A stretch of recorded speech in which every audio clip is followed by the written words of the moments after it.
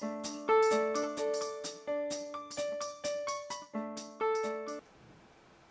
morning, everyone. Today I'm trying to show you a way to tackle your imposter syndrome because we all have it at some point.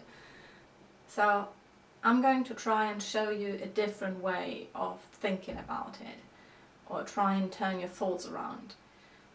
Remember when you were an undergrad and you had a PhD student demonstrating somewhere and you thought, oh my god, they know it all. And now you're a PhD student and you feel like, I don't really know it all. So your conclusion is, maybe I'm wrong here, maybe I'm not a super brain that I'm supposed to be.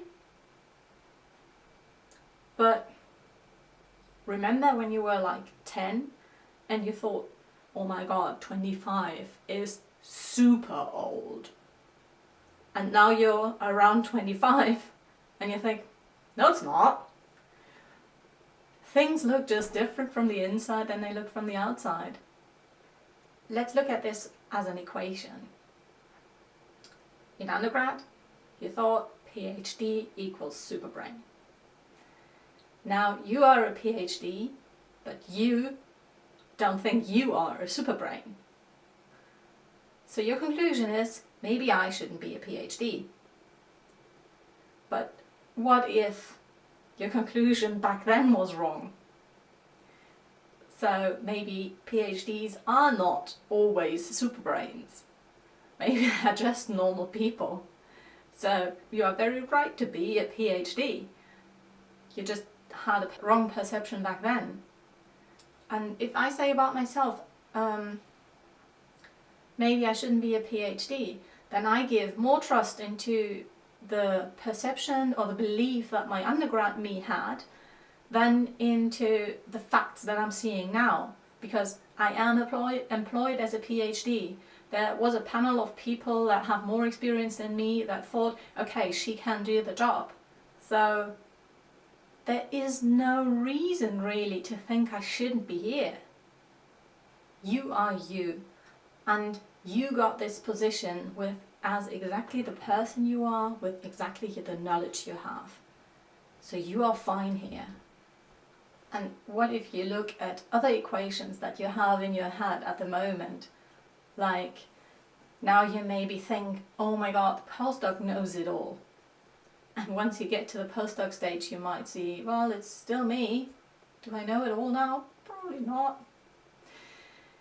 What if you look at, my prof is a half-god, or that professor over there, or the guy who wrote 20 papers about the topic I'm working on now? What if you found out they are all false beliefs, and those people are all just humans? Well, I suppose you will find out once you get to the stage. But let's get back to now. We tend to compare ourselves to the next step on the ladder of the career, or to people that we think are leading the pack. And I don't think that's helpful. I think we should compare ourselves to ourselves a month ago, a year ago, 3 years ago. Check, what have you learned? Where did you progress already? What have you not learned, what you did want to learn, and where do you need to put more effort in? That's what is useful for you. You can do this, and you will do this the best you can. PhD life is hard enough without beating yourself up. So stop doing that. Instead, remember what you've learned already, remember what you want to learn, and keep working on it. And finally, trust in the things you see rather than the beliefs you had years ago, and trust in yourself. I'll see you again tomorrow, and until then, keep smiling.